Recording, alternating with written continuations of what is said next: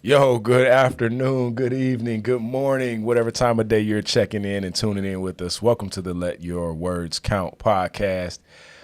We come in every Monday at 7 p.m. Eastern Standard Time, or very close to 7 p.m. Eastern Standard Time. We are on episode 53. My name is Mike. I'm here with my brothers, Gary and Ethan. Yo, and sir. We are getting ready to take a few minutes, and I forgot to look at the camera. That's all right. We're going to take a few minutes and talk today about the word regret. Episode 53, the word is regret. Oh, yeah. Let's get into it, fellas. How y'all doing? First of all, before we get into all of the learning and the technical stuff, how y'all feeling today? It's been a whole week since I seen y'all. Really good. Doing good, man. It's been a busy day, but productive, man. It's doing well. That's awesome, man. Productive is always the way. Yeah, this is the way. Yes, What about you, E? Nice. Yeah, same thing. I mean, good. No complaints, man. Good. No regrets. No regrets. That's what's up, man. Same with me, man. Today was a really productive day. I made some intentional changes to my routine today, which I don't particularly want to talk about on camera, but I'll kick it with y'all about it. But That's what's up. I made some fundamental changes to today's routine in particular, and I'm really happy with the results. So, Awesome. yeah, I feel good about the day. That's good, I feel man. good about the conversation we're getting ready to have. Yeah, I just feel good. That's awesome. I wish we had some James Brown, like a little hit to just drop in. Right. Nice. We had to get that ready for next time. Right. For sure. We gotta have the sound effects like the J Towers or what is that? What's that show? The radio show? The Breakfast Club. No. The man, what is it? It's not J Towers. Spike. What's that one? Oh, I can't remember. It's like 90. Is it 95? 955. I don't know. Anyway, they have a morning show where they press all the buttons and be like different goofy sound effects. and stuff. Nice. That would be kind of cool. Yeah. Nice. Yeah, All right. Time to get serious. What are we talking about today, gents? G. All right. For regret, our definition today is regret is a feeling of sadness, disappointment, or sorrow about something that has happened, or something you wish you had done differently. One more time, regret is a feeling of sadness, disappointment, or sorrow about something that has happened, or something you wish you had done differently. All right. Ethan, you want to jump on the etymology, or do you want the etymology? And he'll do the emotional lens. There you go. Whichever one you want to do, I'll do You do the etymology. There you go. What's up there? I'll do etymology. Okay. Regret. The etymology of the word regret comes from the Old French. By the way, I'm an expert on Old French.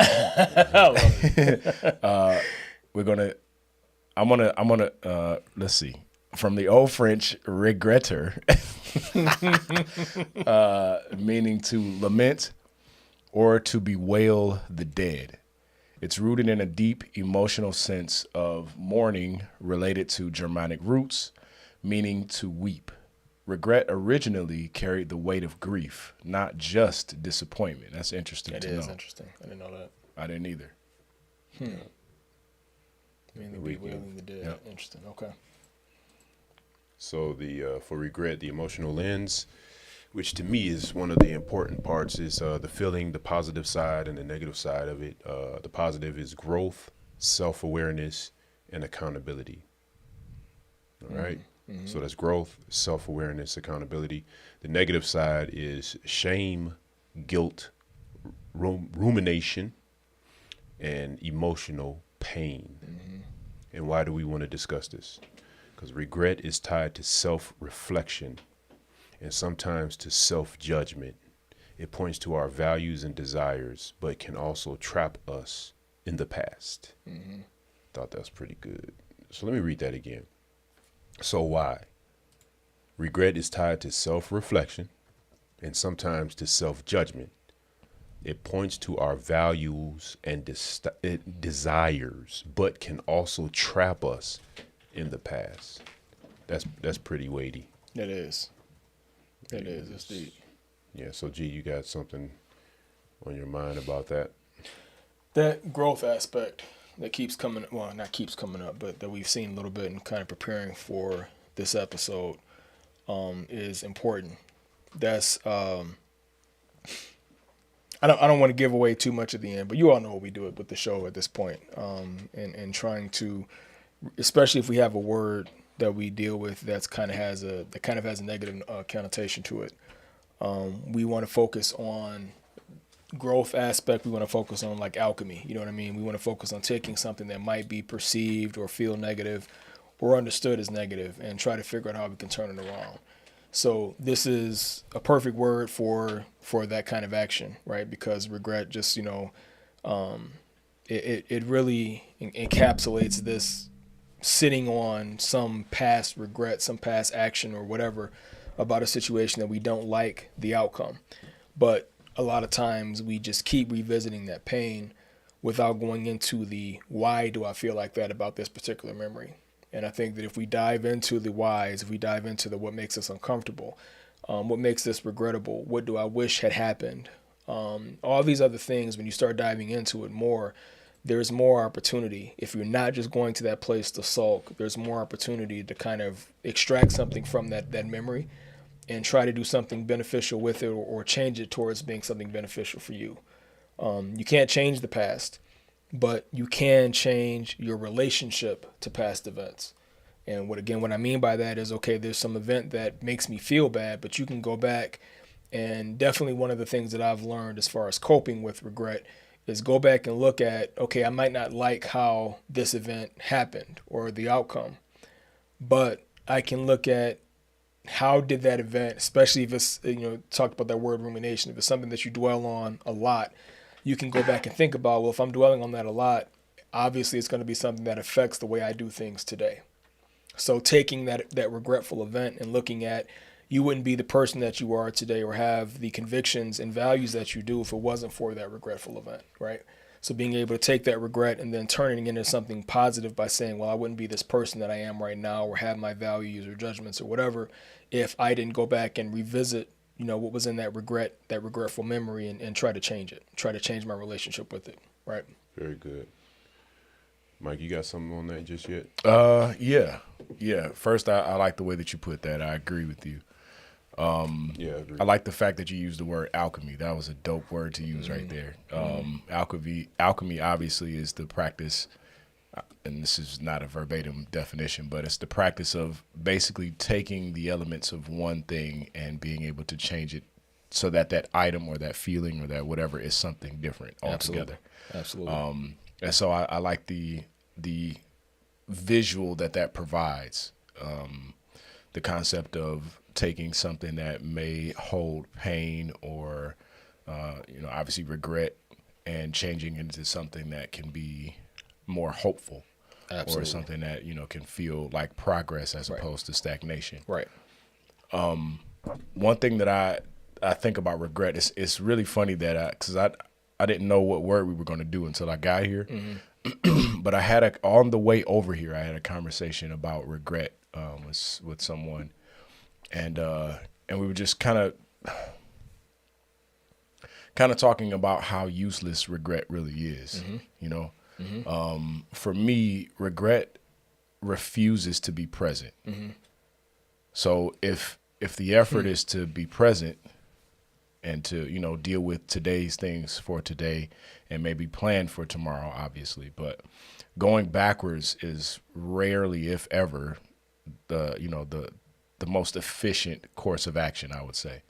And regret feels like a big part of that. Mm-hmm. It feels like anytime that you're focusing on the things that you wish you could have changed in the past, not even giving regard to the fact that every moment that's in the past has led you to the point where you are now, mm-hmm. good, bad, or otherwise, you tend to lose the ability to be present when we live with regret. Mm-hmm.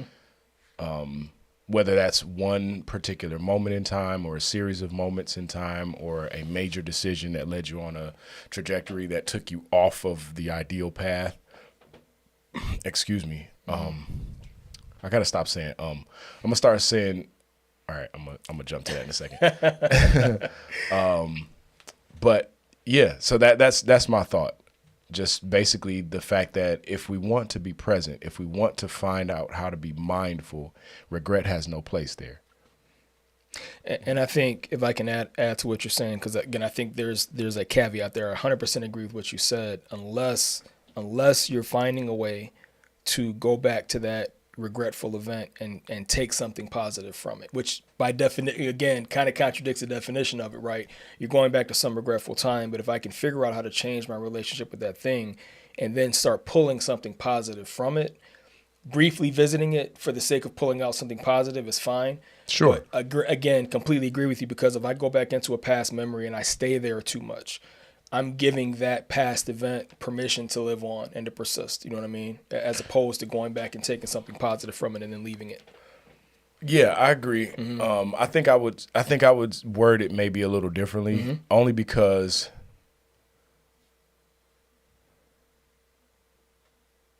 I think revisiting may not necessarily be the best way. I think it's more, and at least for me, in my experience, I think it's more about acknowledging the impact that moment had. I like that. And then working to heal the part of myself that was affected by whatever I may have had regret for, you know? So I guess it still, maybe it's revisiting, I guess. I know what you mean. But for me, it stands out as something that there is no, if you're making progress, there can be no such thing as regret. I agree with. You know, because if you're moving forward, regret is insisting that you move backwards. That's what regret is. It's rumination. It's all of the pieces of the definition that we just read. So I think that it forces you to think backwards and go backwards, as opposed to, and I know it's nuanced. I know that there has to be times where we address. So for instance, I've been doing a lot of studying on like reparenting oneself, and that a lot of that has to do with addressing traumas, betrayals, things like that may have occurred, in one's younger or childhood life. It's necessary to go and think about those things to a certain degree. So to that point, I agree with you. Exactly. Yes. You can't heal what you ignore. We talked about that before. Yep. And so acknowledging it is a part of the healing process. But I still look at it differently than regret, because regret is wishing that it would happen differently. Right. That's not based in reality, because it can't happen any differently than it did. And so the only real way to deal with it is to address it, acknowledge it, and figure out how to adjust and heal from it. Regretting is one of the most useless things a human can do. So I'm glad you pushed back on this one, because I think I'm coming around on maybe what I should have said the first time, right? I think it's again, the human experience. As you grow and go through certain experiences in your life, I think it's going to be a natural first emotion that you're going to have some kind of regret, until you learn that it's not beneficial, that it's keeping you in the past, it's not helping you heal, grow, so on and so forth. We all probably experience regret before we come across the information that is not good to dwell in that kind of regret. Sure. So I think maybe what I was honing in on is that process of, okay, I'm at whatever age and I realize I have regrets, but maybe I shouldn't. I need to be growing from that. So I think I may be thinking of that transition period of realizing I have regrets. I have some memory that's painful, that's hurtful, that I wish had gone differently. And when I realize that that's not really a beneficial thing to do, that process of coming out of that mindset, I think, is more so where I was pointing to. That's where the way you learn to not keep carrying that regret with you is to learn to pull growth out of that experience, is to learn that doesn't define who you are, that it's not a definitive part of your character and your identity by this thing that you regret. It's just, I have to learn how to have a different relationship with that regret so that I'm not carrying that forward. I didn't know until some period in my life that regret wasn't beneficial, wasn't, you know what I mean? I'm sitting on some memory and painfully going back to it and revisiting it all the time before realizing, gee, that's not beneficial. It's not helping you, and you want to grow, you want to move forward. You have to change what you're doing. So I think maybe I was pointing more to that transition period of realizing regret is not beneficial to me, to how do I get to it being something that I can pull a positive thing from, a growth element from, and be able to move on and not have to keep going back to that same event. Hopefully that makes sense. Yeah, it does 100%. There's a moment where each of us, well, hopefully we come to that realization. Right. And then that changes life completely. Yes, it does. Because it helps you to, like I said, avoid living in the past when you're looking to try to be present. Absolutely. Ethan, you're mighty quiet. You got a page full of notes already. What you got? No, I'm just thinking, man. Go ahead, y'all. Go ahead. That boy said hot potato. Yeah, real quick. It's a lot, But I think and again, in our kind of prep for this, there were a couple of very, very worthwhile, kind of statements I came across that I thought it was good to write down and to repeat, to share with you all, because, again, we're all on a learning journey. And even at this point in time, I consider myself a student, an eternal student. I'm always trying to be looking for opportunities to learn, to grow, to build, to move forward or whatever. So as I'm finding some of these things, and sometimes having like these little sayings or whatever can kind of help you, have something to repeat in your mind and remind you of something without having to go back and listen to the episode or get back into a teaching mindset all the time. But reframing regret as information, not identity, I thought was very helpful. As information, not identity, because I think that in a regretful memory, we tend to associate that thing where we feel like we failed, we fell short, we didn't live up to our values. We identify with Exactly. You identify with that. You make that regretful memory a part of your being and your identity instead of using it as information, which brings us to the next one. It's feedback, not failure, right? Yeah. Because these definitions we're saying it's an opportunity to realize maybe when you weren't your best self, but that helps you define what your best self is and to help you to kind of be in that mindset moving forward. So information, not identity, and feedback, not failure. Don't carry it around with you as a failure. Get what you can grow from out of that memory and move on to the next day, because whatever it is you're dwelling on, you're giving that thing permission to live again and to live on through you and to recreate itself in every new day, right? I agree with you. And that actually, to me, that makes the word identity something that we should maybe go through at some point, maybe one of the words. But yeah, considering all past events as, I hate to make it sound cold, but examining things as data, to a certain degree. Have to. And then, again, going right back to the way that it's dealt with is, by healing the part of ourselves that experienced that. Yes, exactly. And that still is a exercise in forward motion to me. And the word I was forgetting was mnemonic. Mnemonic, so information, not identity, feedback, not failure. And this other one was it doesn't define you. It doesn't define you. It refines you, right? So more of those kind of mnemonics that is just, again, kind of quick sayings to bring back up when you're dealing with regret and remind you to change it and to change your interaction, your relationship with that regretful memory. I like that. I like that. Yeah. Regret is a harmful thing, in my opinion. I don't think that there's any. I don't think that there's any benefit to harboring regret. Like I said a moment ago, to me, it feels like probably the most useless thing that a person can spend their time doing, figuring out things that they regret or that they wish had happened differently. Because, again, it literally takes you out of reality. There's nothing you can do about something that's already gone and happened in the past. There's absolutely nothing you can do. You can't go back. You can't change it. You can't change one single second of it.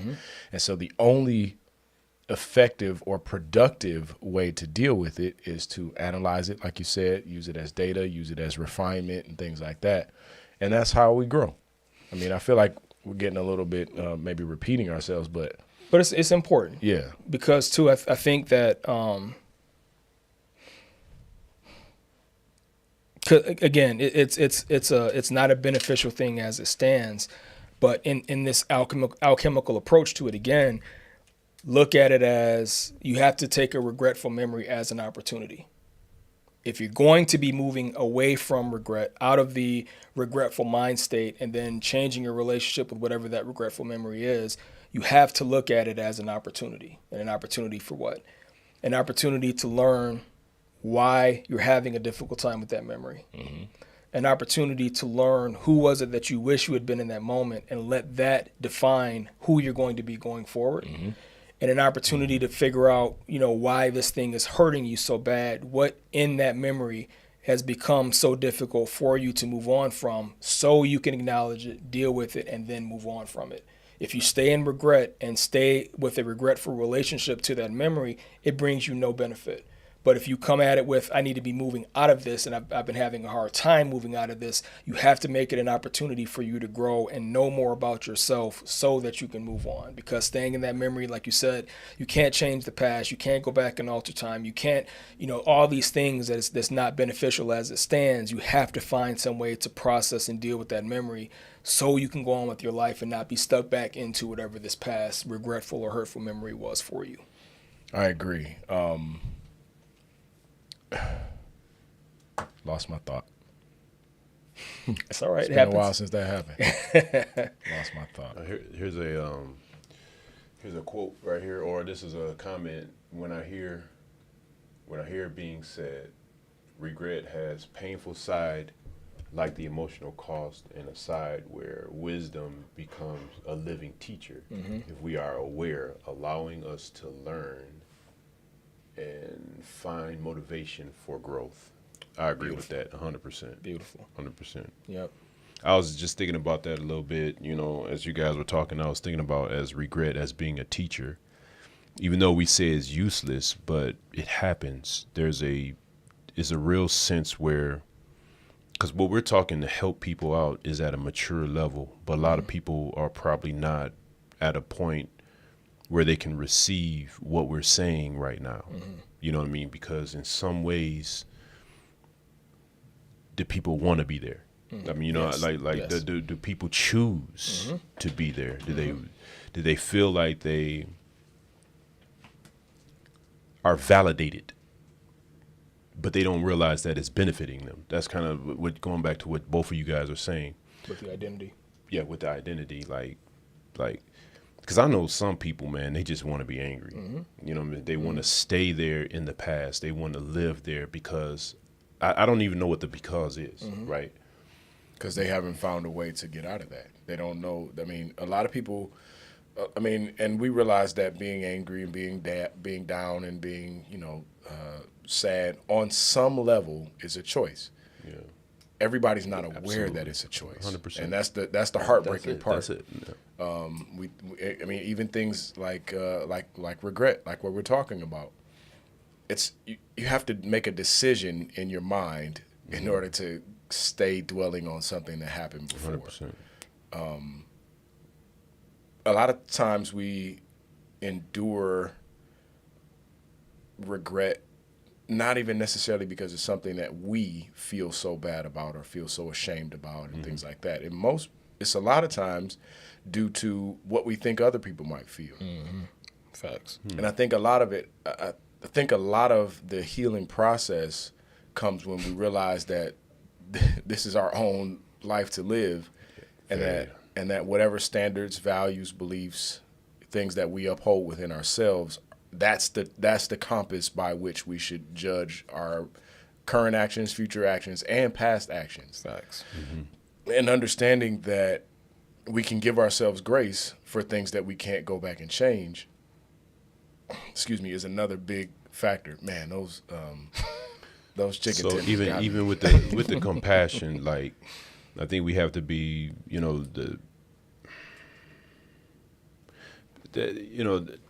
see, I don't like these types of words, if I'm honest. I don't like them because it cause I call it conscientious acrobat. You know what I'm saying? Because in your mind, I don't want to be there. I don't ever want to live in regret like that. I don't want to ever use regret, but I realize that it is a part of our reality sometimes, right? I don't like it. That's the reason why it took me so long to start speaking, because that's not a reality that I try my best to avoid. You know what I'm saying? I absolutely try my best to avoid. This is the reason, once again, where we try to choose our words and try to, once again, the 80-20 rule. Remember, I think I spoke on the podcast before about, I've conditioned my mindset of an 80-20 rule. That means I introspectively, brutally examine my heart before I start to speak, but before I start to judge or think on things, right? And then the 20%, I give myself that 20% because I am human, right? I give my 20% to allow myself to make a choice that I'll just be like, man, I could do a little bit better. To dwell in your emotions. Yeah, exactly. I'll allow myself that.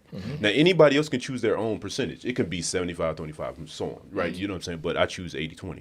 And you're saying 80% logic, 20% emotion. Yeah. Gotcha. Yeah, that's 100%, right? And this is the reason why I choose that, because back in the day, it was the reverse. It was the 20% introspectively, you see them logically, spiritually. And then it was 80%. I was allowing myself 80% to be affected externally, Gotcha.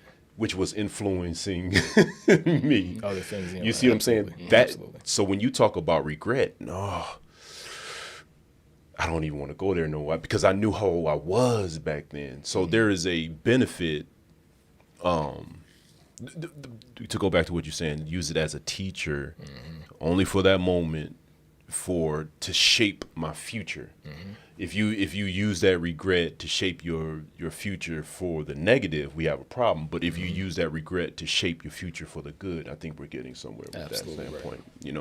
That's why it was kind of hard for me to kind of. It is. It took me a minute. It's a difficult work. But that's what we're here to yeah. do, though, right? Is to figure out ways to take these things that affect us negatively and figure out a way to turn it. You can't run a race looking backwards. Yeah. You know what I mean? You don't want to know where you're going. You want to know how to adjust to different things that are in your path. You have to be looking forward. So, but again, being human, we find ourselves doing that, right? It's a natural part of the experience. So rather than beating yourself up for it or hating yourself even more, or giving yourself another regretful moment because you can't let go of some other past event, decide to grow from it. Decide to figure out what about that event is painful. What about it taught you something more about yourself and defined who you are today, and then allow yourself to bury it. Because if it's a memory that's existing in your head, and like you said, is probably more a result of the way somebody thought about you, probably isn't even in your life anymore. Yeah, you know what I mean? And you're carrying this around because of the way somebody else might have 100%. perceived you, but you're already a different person. So let it continue to help you focus forward on taking who you are and how you've grown and change your relationship with it, because it's not going to be any benefit. It's natural to do. We've all done it. It does not benefit you to keep carrying that with you, right? So I'm going to say something here, and it might be a little heavy. All right. So there's some folks that make decisions in relationships, marriages or whatever. Relationships, being with someone that they they carry that. I mean, they're laying next to bed. They're laying in the bed next to someone, right? You know what I'm saying? So how do you comfort someone that's in that predicament? And that's an experience, right, that is readily active.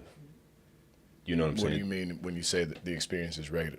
Because They're still in it. They're still in it. And still in what? In that marriage or whatnot, or in a predicament like that. You see what I'm saying? So like if the grateful thing you have to deal with is related to the person that you're in bed, like just laying next to you. Yeah. How do you handle coming out of regret when it's a present situation still? Because the reason why I say that, because and once again, I said this is a heavy topic, and a lot of folks would nowadays. It's divorce is like it's running rapid. People in a minute, it's a short fuse, right? Like people will make a decision, bam, out. Their tolerance level, and that'll be another word that we can probably use is tolerance, We right? talked about that one, yep. And we haven't even talked about that yet, right? So when you make a choice where you guys exchange vows, a couple exchange vows, and then whatever comes, that regret is just sitting there. I mean, sitting across the table like a personified. You know what I'm saying? Always nagging. If you really picture regret as a person personified, that's always standing, instigating. And that's kind of like how I look at how regret works. When you said that it's useless, that's just like spot on to me. But is there a benefit in it? We say that there's no benefit, but it had me take a step back and say, what if we personify this thing? If we put flesh and blood on this regret, you know what I'm saying, and make it an actual. Do you want to being? No. Well, no, that's not what I'm saying. Okay, that is what I'm saying. But what I'm trying to do is help a situation that I'm not necessarily in. But I hear so many stories about relationships, bad jobs, different things, you name it, where people make a choice and they're locked in. That's the reality for a lot of people. Yeah, that is a true reality for a lot of people. So how can we help people in some type of way that are in that current state right now, active, where they say, man, I regret being in this situation. Okay, now regret, you got to get out of here. And that's what I'm saying. They have to realize that regret got to leave. It has to take its bags and go, right? So I don't know I'm no psychologist or anything like that. But one thing that I would like to do is help someone that are in that current status right now. Because you talking about dwelling on the past? No, there's actually their current situation right now. Interesting. You know what I mean? So that's the reason why it was kind of hard for me to kind of think about this all the way. You know what I mean? Did that make sense, y'all? Yeah, it does. Okay. 100%. All right. Yeah. G, you want to start? Go ahead, bro. Okay. So these are my thoughts on what you just the problem that you just presented. Yeah. First things first. There's no addressing regret without honesty. Whether we're talking about in a relationship or whether we're talking about, like you mentioned, maybe a career choice or anything like that. Yeah.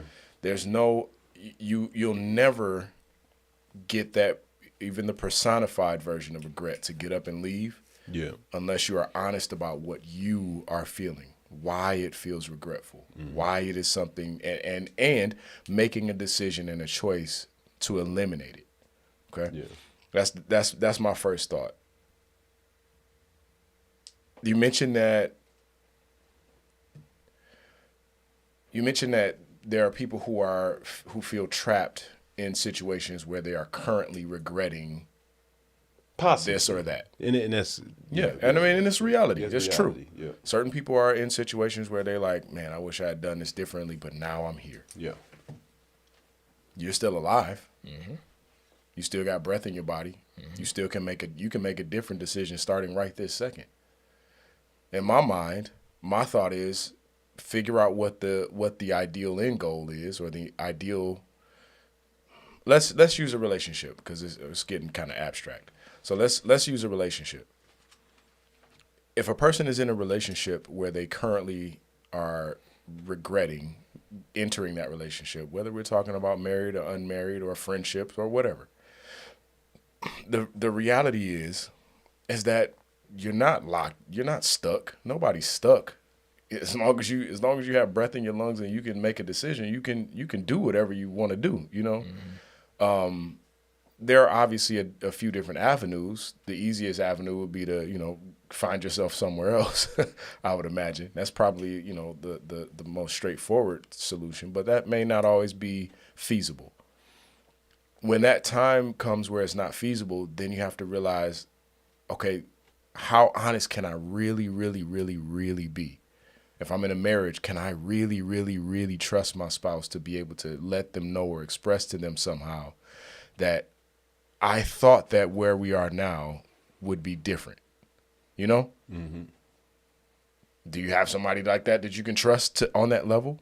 Maybe so, maybe not. I don't know. But my thought is that it all boils down to being able to be as honest as possible, regardless, because it's impossible to get past these types of roadblocks without pure honesty. It's impossible, because even if you're partially honest, or even if you try to ignore it or maybe sweep it under the rug, it's going to come back. 100%. And not only will it come back, it will turn from regret to resentment. And then resentment is, That's real bad, especially if we're staying on the topic of relationships. That's incredibly bad to be in a relationship or in a home or in an environment where you resent the person that you're supposed to be the closest to. Come on. Yeah. And that's rough, and it's a reality for a lot of people. But the thing is that, okay, was that you that was just saying it takes two to? What did you say earlier about taking two make to a relationship succeed or fail? Yeah. Okay. So that's exactly right. It takes both parties to make a relationship work and or fail. And so if one party is feeling some regret or feeling some disappointment about the way that things have panned out to this point, then you don't really have any other choice but to trust. If you're not gonna leave, you don't really have any other choice if you want to heal but to trust the person that you've found yourself with. You have to. Even if they're not the most trustworthy person, it's on that's on them. It's on you to be honest, because you need to be free. And so building up that I don't know, and I say this as somebody who is not married, and so I recognize that that there is a level of maybe naivety on my part, only because I haven't been there. But my thought is that I can't see any way past, or any way around rather, being honest in the efforts to destroy regret in a home. I agree with that. No, and that's my thoughts. Go ahead, G. I don't think it's naive either. I mean, because you've been in relationships and you're not a child, right? So you understand enough about it, and we've all seen, sometimes even unwillingly, somebody might be going through a situation that kind of involve you or bring you into it, and you become privy to some things that maybe even be beyond what you're exposed to or dealing with right now, but you can still relate to it. So I think what you said is accurate. You know what I mean? Because the key point, I think, in what you said was you have to have a mindset or some kind of vision of who do you want to be when all this is said and done. Right. You know what I mean? And to your point, being honest is the most important thing. And in that honest reflection, you have to decide, is it something I can deal with or not? The only thing that may be different and is the easiest way may not be to kind of cut it. It may be to try to see, can you bring it up honestly, and you mentioned that too, bring it up honestly with that person and see, is there a way to work through it before you figure out, okay, I just need to be free from it, right? So, and that's just because of the legalities and the paperwork in that regard, right? Yeah. But that's the naivety. But it's still accurate though, right? Because if you don't have any idea of who you want to be when it's all said and done, and this is the thing, because some people want to make their identity that I'm a person that got married and stayed married. You know what I mean? Okay, at what cost? Right. And is that in and of itself a worthwhile goal if it means you're sacrificing some other part of your identity, your happiness, your well-being, whatever? That's not a light decision. Sure. You know what I mean? That's a very heavy and very weighty decision. But again, 100%. If you're not approaching that decision with honesty, you're not going to make any progress. You have to be honest about. And we talked about this many times, between the three of us, how honesty has helped shape our journey and helped us make some very difficult decisions at times, because maybe what is honestly how you feel is something that's not comfortable. Or maybe that honest feeling that you have is something that's going to take you down a path you're not familiar with, and maybe you don't even want to go down. But you have to be honest about, where am I right now in my life? What am I experiencing? What do I want my experience to be? And as long as you're doing that, yes, some things might be regrettable. The road is not going to just be smooth and easy all the time, but at least you can look back at it and say, at least I was honest with it. You know what I mean? And if you're honest with it, then whatever outcome is what it is. Yeah. If you were honest about how you got there, then there should be no regrets. Yeah, right? I agree 100%. 100%. Yeah. Yeah, that's interesting, man, because I was thinking about, I was thinking about that a little bit more, and also about like the missed opportunities, possibly. Yes, bro. Yes. When you think about missed opportunities, the coulda, shoulda, wouldas, or whatnot, you got to be careful of that as well, because I know that's still living in the past. That's still living in the past, absolutely. And we really, really have to be careful with that. And it was something that I was thinking about earlier. I was thinking about. It was about. Hopefully, it comes back to me. Anybody else had something else? Yeah, I was just going to say go that ahead. that living in the past is, I mean, like you said, missed opportunities are often a source of regret for a lot of people. But I mean, we at where we at right now. You can't go back to even yesterday, let alone last year, 10 years ago, 20 years ago, whatever. For you, Ethan, 50 years ago. You can't go back that far. I love it. I love it. Check this out, though. I was thinking about, man, you done messed me up again. Man. You done messed me up again. You know, I was thinking about how do we arm ourselves from regret? That's with the information, right? It's with the data and certain feedbacks we can learn from other people and different things like that.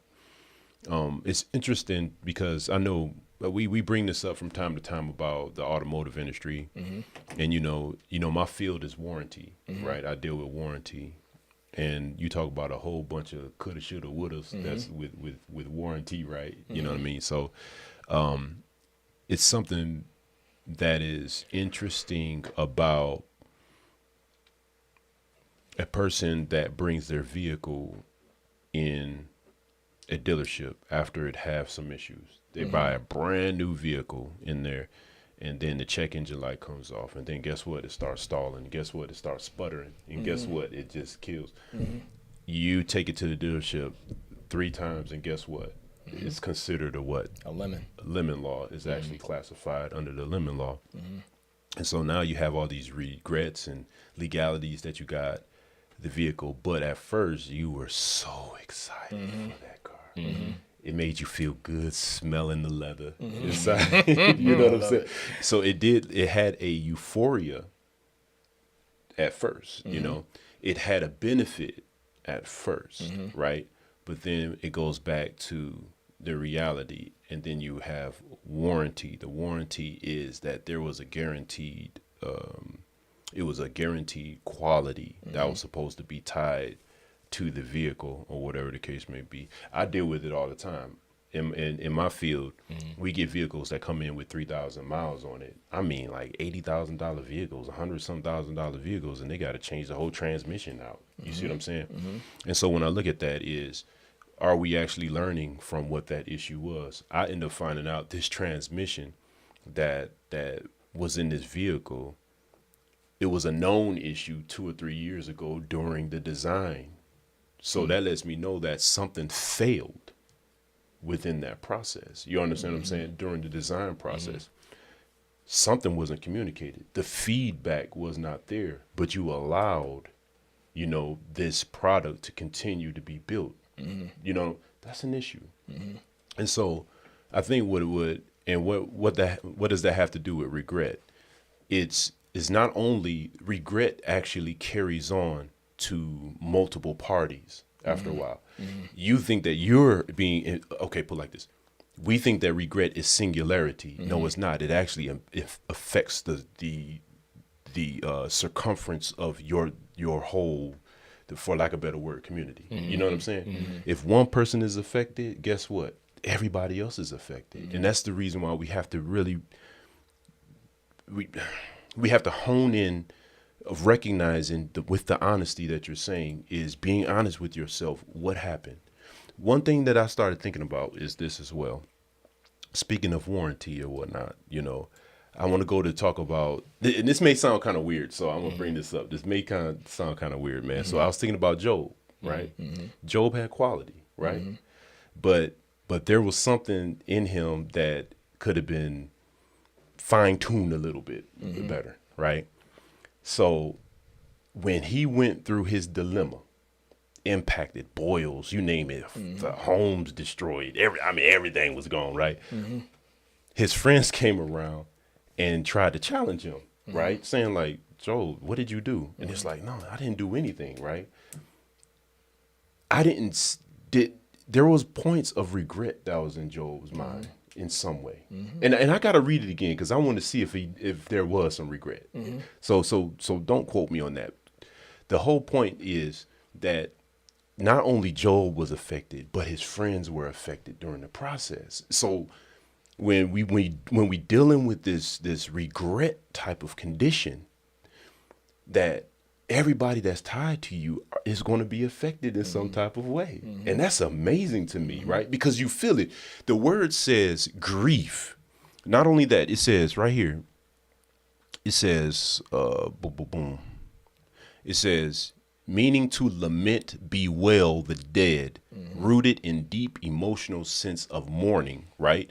If you're mourning, Mike, brother, I'm going to mourn with you. You know what I'm saying? Now, I don't want to mourn forever.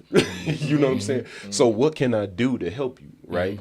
And that's going back to your point of being honest with yourself. Because the more you're honest with yourself, the more it releases me from that prison as well. You know what I'm saying? Isn't that beautiful? So with that, I think that was awesome. What both of you guys were bringing up about like introspectively looking at the situation, right? Do I really want to see myself here in the future? No, regret doesn't allow you to do that.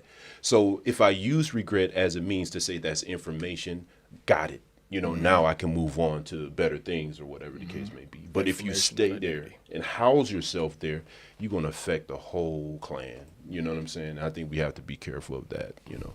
I know I went around the block with that, but it just got me thinking a little bit more because, and I'm going to just say this, are we looking at it as a singularity, meaning a single, and maybe that's not even the right word, but as far as a single event for an individual, I regret making this decision. If you say you regret making that decision, how is that decision going to affect other people's in some type of, other people in the relationship as well? You know what I'm saying? So that's kind of where I was thinking. Is it a selfishness? Does selfishness play a part in us feeling that we want to house and hold on to this regret in some type of way? Almost certainly. Yeah. Almost certainly. Yeah, go ahead, Mike. Yeah, I was going to say, like, I think selfishness plays a huge part in it, or maybe some sort of skewed self-awareness, maybe.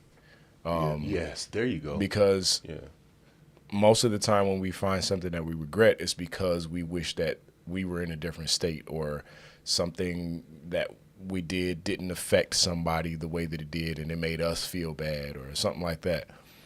I'm thinking about, like, okay, well, what are the reasons why we might find ourselves regretting something? Is it shame? Is it embarrassment? Is it missed opportunities, like you said? I mean, there's a lot of ways for regret to maybe come about, but spending time sifting through those reasons is kind of feels like the beginning of that honesty to me. Very good. And that's, to me, the beginning of that healing process as well, because you can't just eliminate regret without healing whatever part of you was feeling the regret. So whatever part of you may have been ashamed, or whatever part of you may have felt like you missed some sort of opportunity that you may never get again, or something like that. You have to be honest with where it comes from, why it's there, and then work to heal that, you know? I love that, man. And I think, too, because it reminded me when you brought up the definition again, where it talked about bewailing the dead. And I think that's where the transition happened to how regret gets used now, because if you're stuck on some past event, you're stuck on a dead event. You're stuck on something that has already gone past, that's it's dead. It produces nothing else.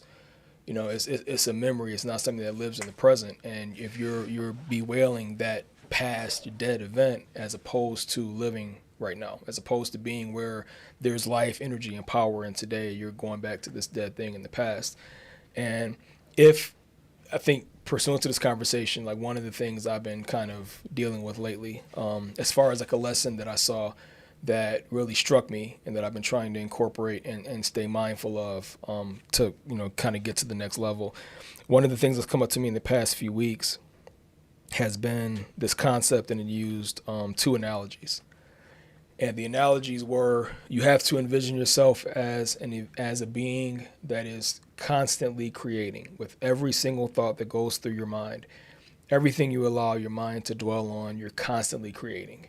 And in the context of what this writing was, you're constantly creating your reality, but let's just kind of take it back for just constantly creating, even if it's just creating the mindset that you're going to approach your next event with, or that you're going to face your day with.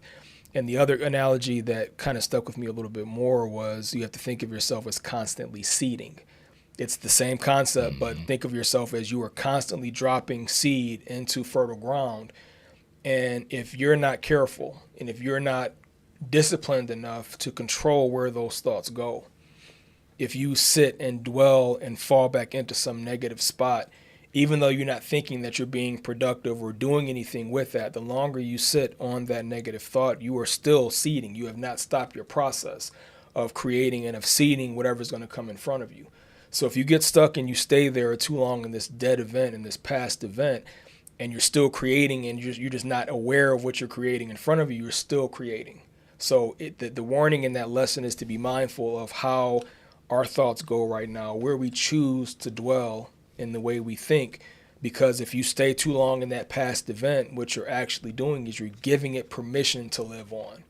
You're taking something that's in the past and you are constantly creating the same negative, regretful cycle in the future, in today. You know what I mean? So even though I might not be aware and recognizing that I'm doing something and sitting here with a negative thought, you are.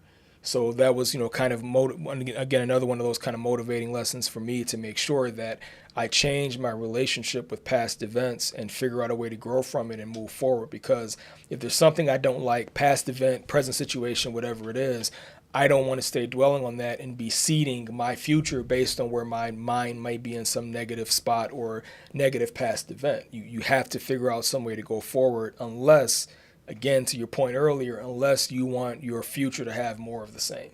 If you want to get stuck in a cycle, if you want to have a constant loop on playback all the time of that same past event, then that's what you're going to get, right? But if you want something different, you have to do something different. And if you're constantly seeding, you have to change your mindset in order to get something different out of it. Wow. So I agree. The idea that we're constantly seeding is really good. In every moment, we make decisions with our minds, with our words, with our thoughts, with our actions. absolutely. That plant the seeds that we are going to inevitably sow. Absolutely. In the time to come. We mentioned a little bit about mourning. My thought is weeping is only supposed to endure for a night. Sometimes we draw the shades, we put up the blackout curtains so that we can imagine that it's always night. And it forces it, you know what I mean? And we sit up and cry and cry and cry and whine and all this kind of stuff. Yeah, exactly. When the reality is, get up and open the doggone window. Yeah. Like the sun is out. All you got to do is go and look at it. You know what I'm saying? Experience some of the light that's available. We don't always do that, and that's okay. But it's just, that's the process. Allowing the weeping moments to go away, because, like you said, regret is a natural course of in life. But we don't have to stay there. We can experience it, we can see it for what it is, and we can realize that it's really only a matter of choice to be able to escape regret. Man, I agree with that. I was thinking about when G started talking about the definition again, and to go back to what both of you guys are saying, I do remember there was a story in Samuel where David, after he had a child with Bathsheba, there was an issue where his son was stricken, and David went on a fast for an extended period of time, and he was fasting and he was praying so the child can live. And his servants was kind of scared to tell him and talk to him, right, that the child passed away, right? And so here go David walking around moping, mourning, and different things like that. And the word came to David. He got up, took a bath, went downstairs, and he ate his first meal. Because there was no sense to even, it seemed like it was insensitive. But to going back to your definition about mourning and bewailing over something, his grieving was in that time where the child was alive. But once the baby passed away, there was no sense to even weep anymore. You see what I'm saying? It was over. Basically, God didn't answer his prayer in that regard. So it was no sense to mourn anymore. And so why did I bring that up? I bring that up is because once that situation is dead, is gone or is dead, lifeless, so to speak. Not necessarily David's child or anything. I'm talking about our situations that we find ourselves in. Whatever's in the past, going back to it, it's the past. Don't dwell on it any longer. It's time to move forward, right? Shape your future. It's time to seed now, right? And I think that that's so important for us to do. It's time to establish that mindset, that thought process of creating, man. And I think we're not busy enough. But I think, Mike, you and I was talking about that earlier. Is about being busy in the right way. You know what I'm saying? Not just frivolous busyness, not getting, Yeah, a hamster on a wheel is busy. You know what I mean? Yeah, right. Go ahead. You about to say No. I Yeah. mean, it's a hamster on a wheel is busy. That's all I was gonna say. Yeah. No, that's true. That doesn't. Well, at least he's getting his muscles. Yeah. Right. You know what I'm saying? Yeah. So, and we don't want to do that. I want to make sure that, listen, I'm not living this. The reason why we're doing this show is so we don't have to live in regret. The whole idea is about pursuit and moving forward. That's what this show is really about. The reason why we started this show is because we found limitations in our understanding, right? We started this show is because we saw a gap in our understanding. Now we about to fill that void with information so we can produce fruit. You see, and it's very important for us to do that and recognize that. And being brutally honest with what we don't know. If we don't know, well, another thing, if we don't know, let's not allow ourselves to make an excuse not to learn. Yeah. To get the, you know what I'm saying? Agreed. To get the, and one thing that I said to a friend earlier was, I don't want to believe anymore. I want to know. In the story, I'm belief. I think when we use belief, it's fleeting. It's potential for fleeting. When you live in belief, that's almost like a form of regret in some type of way. It's stagnation. It's time for us to know. Believing is a starting point, right? You know what I'm saying? You use belief to get you to the next level, right? Am I there all the way? I'm being honest. Am I there all the way? No, but that's what I'm endeavoring toward is to know, and that's kind of my last point right now. Anybody else has something else? Well, just kind of going on to your last point, I think that belief has its place. I think that no matter how high we climb in life, there's always going to be something that is going to require faith. You know what I'm saying? So, like, you can be the most enlightened person that's ever existed, but you're going to find a test at some point that's going to require you to believe even though you don't know. Right. So, like, for instance, you may be required to believe that a situation is going to work out in your favor even though it doesn't feel like it. And, part of that is knowing, like you said, I know that it's going to work out. The faith part or the belief part is even though I don't know how. You know what I'm saying? That's it. But like I said, I think that belief has its place. It's a starting point. Yeah, exactly. It's a starter. Yeah, I agree. But the truth of the matter is that we start over all the time. Like every time that we reach a new level, every time we unlock a new skill, if we want to gamify it, every time that we unlock a new skill, it comes along with new tests. And every time you take a new test, you have to believe or have faith that whatever steps you're being guided to take will help you to pass the test. That's pretty good. You know what else? As you were saying that, what's interesting? It's nothing new under the sun, right? And I really believe that. And I was talking to someone a couple years ago, and they said that, when this has nothing to do with regrets, right? So we just want to just kick it a little bit, right? So one of the things that they were saying that when it comes to plots of a show, or they said there's only like 13 stories you can never have. There's nothing. There's nothing new that you can develop in a story that's going to not already be done that happened before, right? There's only like 13 plots, I think.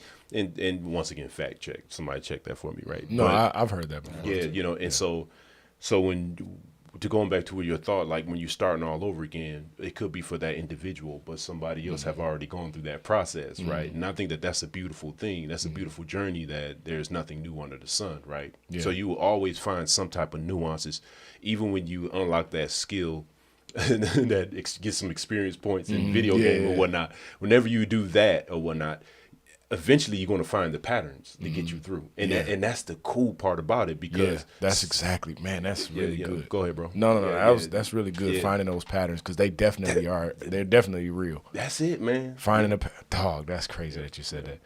Yeah, it's crazy. Yeah. Yeah, because guess what? Somebody's already designed that and already. Or you have in the past. There you go. You've come across that exact same, maybe not the same 100%. Scenario, but the same process. The process is cyclical. That's it. You know what I mean? That's it. That's it. Yeah, that's really powerful. So now that actually goes back to regret, right? In some way, that goes back to regret. So why are you fainting? Exactly. Why are you dismayed? Like you said, why are you choosing to shut the sun blocked window? Yeah. You know what I'm saying? Yeah. Get up, open up the blind. Your faith has worked for you before. Why would you doubt that it'll work again? Dude, see, that's some good stuff, man. Yeah, good stuff. I'm done, man. Anybody want to close out? It was something else you said, but I can't remember. That's the second time in this conversation. That's crazy. Oh man, my sister on. Hey, Sue. What's up, Sue? Good to see you. Good stuff. Thank you. Yeah, my wifey's on. I love you, baby. Yeah, but it's this is a.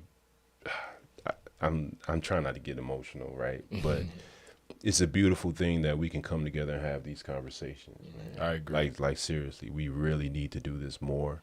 The world needs this. The world really, really needs to open up and be honest, man, with their thoughts.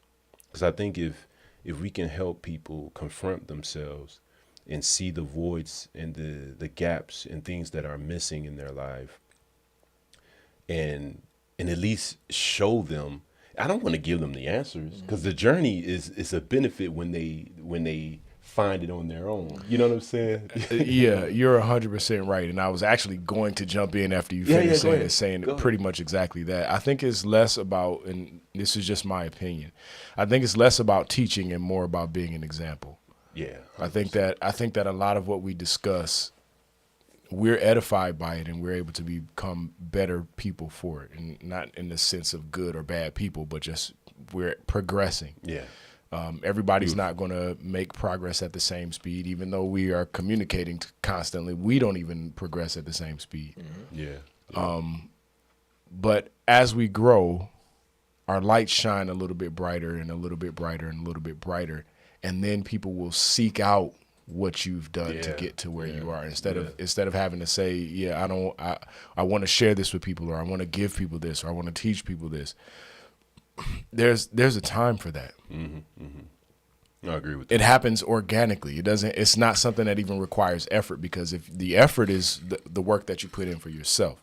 The effort is the time that you spend figuring out what your regrets are and what my regrets are and things like that. And then we are honest and we follow whatever the plan is, that cyclical process that we've all experienced before. We just keep applying that same thing. And as we grow, that's awesome. It's only a matter of time before that rubs off on your environment. Just like you just mentioned a little while ago about how regret or sadness or, having that negative energy will impact the people around you or whatever is in your environment. The same is true, if not more true, for when you experience things that are uplifting and progressive and things like that.